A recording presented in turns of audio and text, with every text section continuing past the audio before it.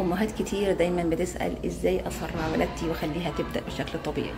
اسمعي الفيديو للنهاية عشان تعرفي السر الحقيقي. اكيد كلكم سمعتوا الكلام ده: كلي تمر، اشربي شاي او رق التوت، اتمشي كتير، اعملي تمارين و100 حاجة تانية علشان الولادة تبدأ. بس في نقطة مهمة جدا ناس كتير ما بيتكلموش عنها، وهي العلم اللي ورا الهرمونات اللي بتشغل الولادة اصلا.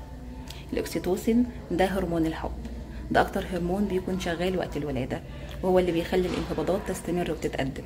علشان كده اهم نصيحة اقدر اقولها لك انك تركزي على انك تحسي بالحب في اخر ايام الحمل. تحسي بالامان، بالخصوصية، بالراحة والهدوء. الحاجات دي كلها بتزود افراز الاكسيتوسين طبيعي في جسمك. مجرد حتى لو فكرتي تفكير لطيف او ايجابي مطمئن، جسمك بيطلع اكسيتوسين. فباختصار، لو عايزة الولادة تبتدي، ركزي على الاكسيتوسين مش على الوصفات.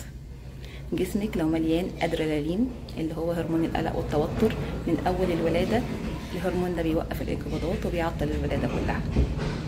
الادرينالين هرمون مهم طبعا، لكنه بيظهر في الترانزيشن فيز او المرحله الانتقاليه قبل الدفع ب 20 ل 30 دقيقه علشان يدي جسمك دفعه اخيره للحدث المهم. لكن لو الادرينالين طلع بدري، الانقباضات هتبطأ والولاده هتاخد وقت طويل جدا.